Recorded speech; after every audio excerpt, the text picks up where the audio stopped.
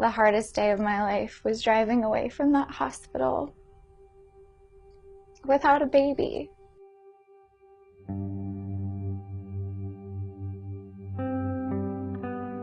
I found out that I was pregnant when I was 18, and I had just ended my first semester of college. I was your typical all-American girl. I was just pursuing the American dream, and when I saw that pregnancy test, I was like, it doesn't even matter. Nothing matters anymore. My life is over.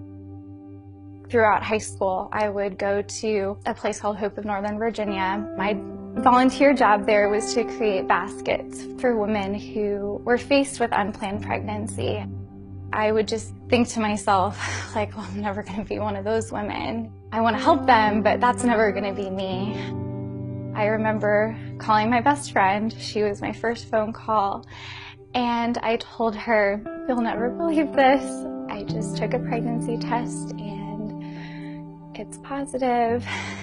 And I'm crying, and she's trying to calm me down, trying to tell me everything's gonna be okay. And I said, no, you don't understand. I'm gonna have to make my own basket.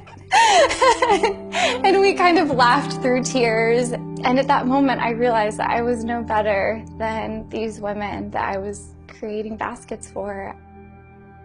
I was a statistic. I was an unplanned pregnancy, and I'm crying. I don't know what I'm gonna do, and everything was chaotic and loud and overwhelming. And my sister was actually adopted into our family as well. And I thought of my sister's sweet face, and I thought of the joy she brought into our family. And for the first moment, after hours of crying, I felt calm. And I felt peaceful, and I knew that I needed to make the decision that my sister's birth mom had made. And that was the beginning of this whole journey.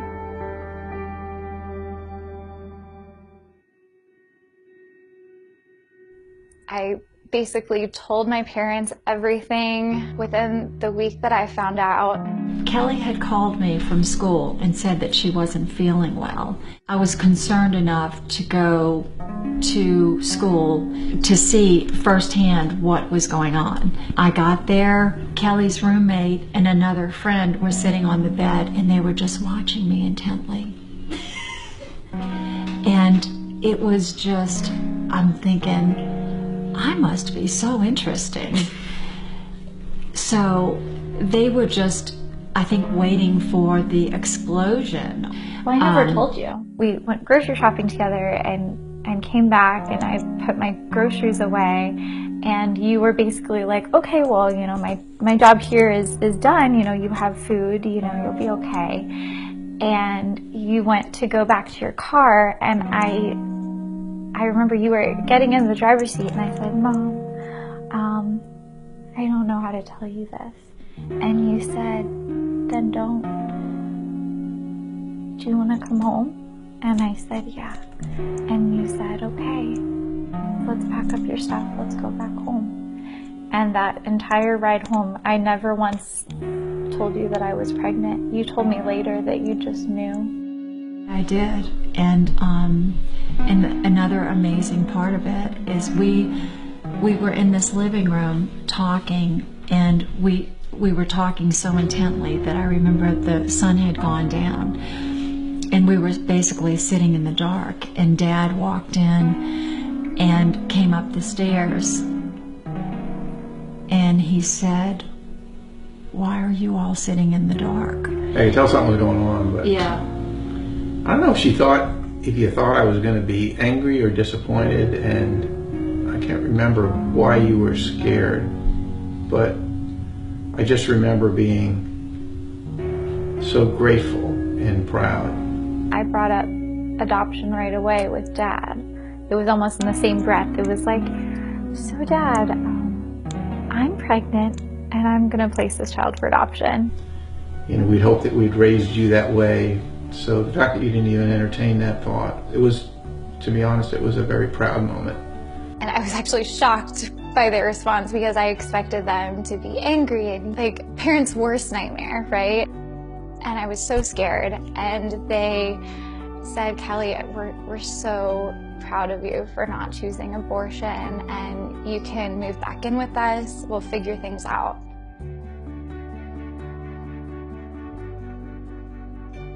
I went with Kelly to meet 2 couples that were interested in adopting her child from Bethany, that Bethany had set up for us.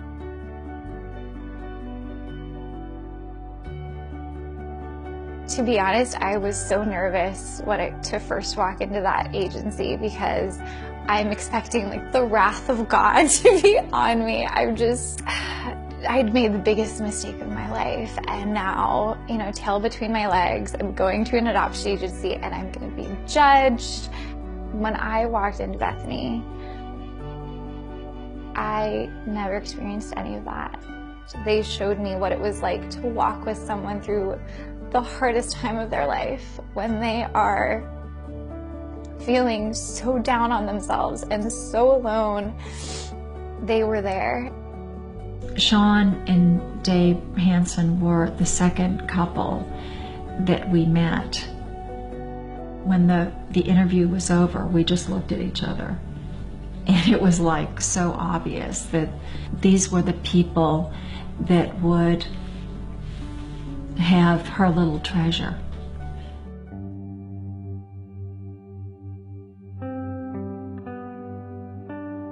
I was living with my parents, and I was attending community college at the time. Being pregnant and being in college is never really a great thing. I've definitely was uncomfortable in certain situations. I found out very quickly who my true friends were and who weren't.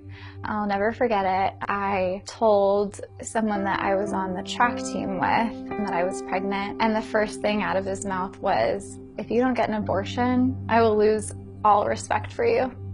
I was horrified. You call yourself pro-choice, but where's my choice? It's my choice to choose adoption. How dare you tell me what to choose?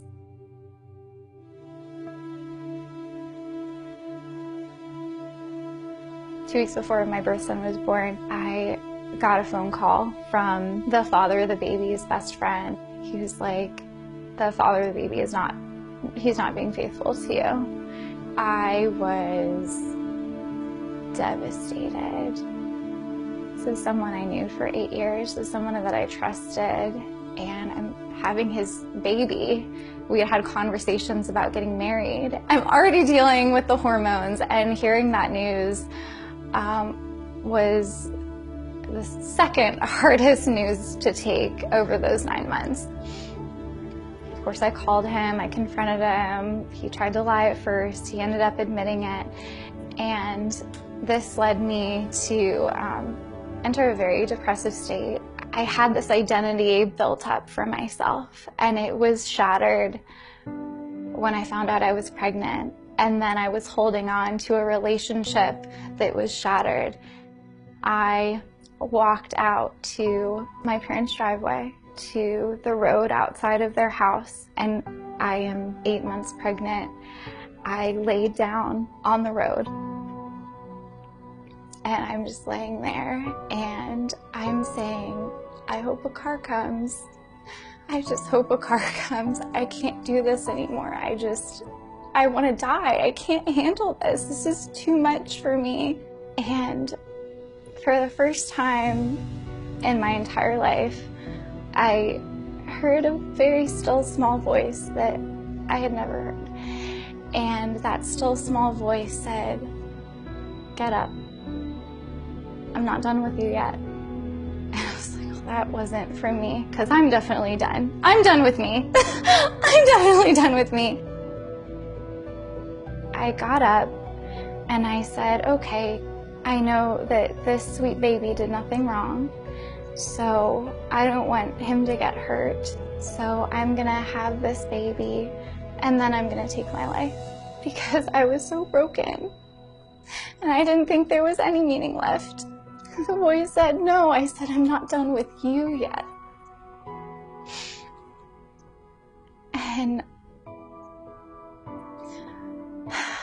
And at that moment, I knew that I was loved by a really big God who had a really big heart. that didn't judge me for my pregnancy and still loved me so much. So I pulled myself together. I went to that hospital after my water broke. My parents came with me, and my sister was there. And after a very short, very painful labor, I gave birth to the sweetest, healthiest, most wonderful boy. And I held him in my arms, and those 3 days I spent in the hospital, he was mine. He was mine for 3 days. And I held him every night, and I would hum that Mariah Carey song, "Always Be My Baby," and just tears would fall down my face. Those moments I'll never forget. They were so precious. After those 3 days, I dressed him up in a little Ralph Lauren onesie. And as I snapped the last little button on his outfit, I realized that was going to be the last time I ever dressed my child. And I don't sugarcoat that because it's real life, and I loved this child so much, but I couldn't give him a father. I couldn't give him brothers and sisters for a long time. I couldn't provide him with what felt like anything that he deserved. And I walked to the hospital chapel, and I held him in my arms, and I just prayed for everything to be okay.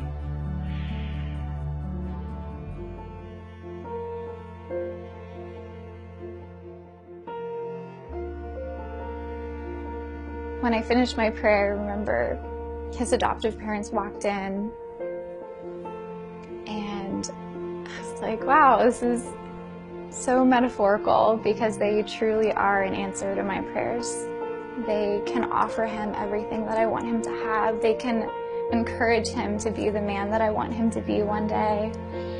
They can provide a male role model for him, which I didn't have one of those for him.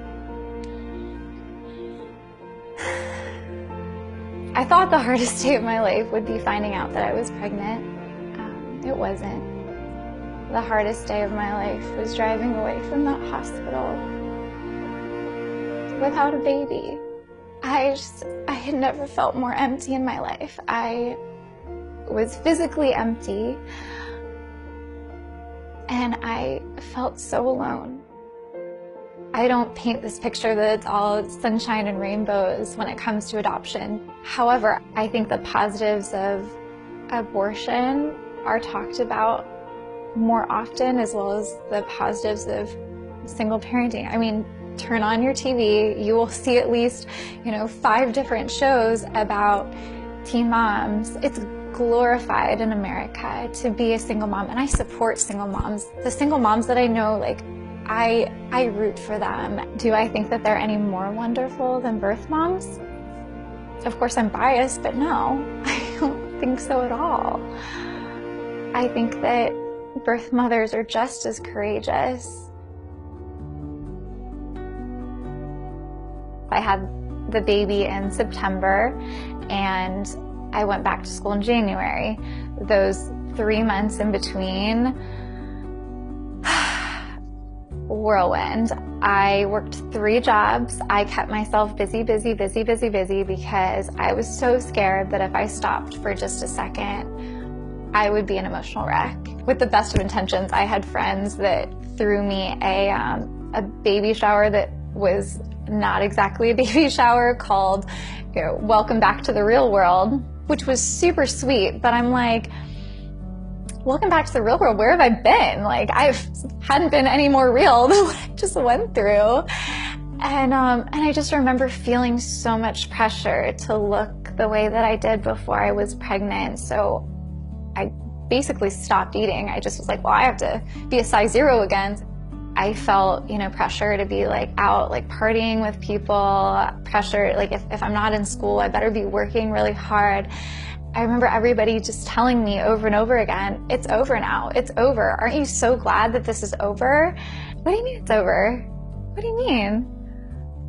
I was fine without drinking. I was fine without sleeping around. I had lived a life I was proud of when I was pregnant, and I wanted that to continue, but I was feeling so much pressure to just be that fun sorority party girl that I was before my entire life changed. No one seemed to wrap their head around the fact that my entire worldview had been shifted. I'm 28, so it's been 10 full years. I did graduate from college. I actually went back to school and received a master's in school counseling. My heart is for children, and I would love to one day be either a school counselor or just be a voice for teen moms and teen birth moms. I want them to know that they have value and their life isn't over.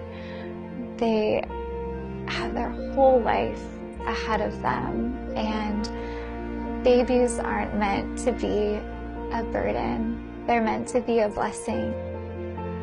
If I could speak to that girl who was at her lowest point, I think that I would just walk right here and I would sit down and I would ask her to tell me what her story is and what prompted her to be at this point where there's nothing left. When I was in that moment, so many people were giving me advice, telling me, you should do this, you should do that, you should do this but not that. And it was exhausting, and I didn't need any more advice. I wanted someone to actually be there, be the embodiment of unconditional love and empathy. It's hard for me to think of other birth moms and how maybe they question, especially if they're not the only child, if maybe they're the only adopted child and there's children in the family that are biological. I wouldn't love my sister more if she was my biological sister. I want other birth moms to know these children are not lacking in love. He not only receives love from his adoptive parents, he receives love from me, he receives love from my parents. There's so much love to go around. When I see my birth son, he is all smiles. So happy to see me. And we hug and we have a blast together. And then it's time to go back to mom. You would think that it would be this emotional thing where I'm so upset that, my birth son is going back with his adoptive parents. It's not, it's this beautiful thing where he's happy that he's seen me. I'm happy that I've seen him. He knows who his parents are. He knows that I'm not mom. One day I hope to be a mom, but I'm not his mom. I get to be birth mommy, and that's okay with me.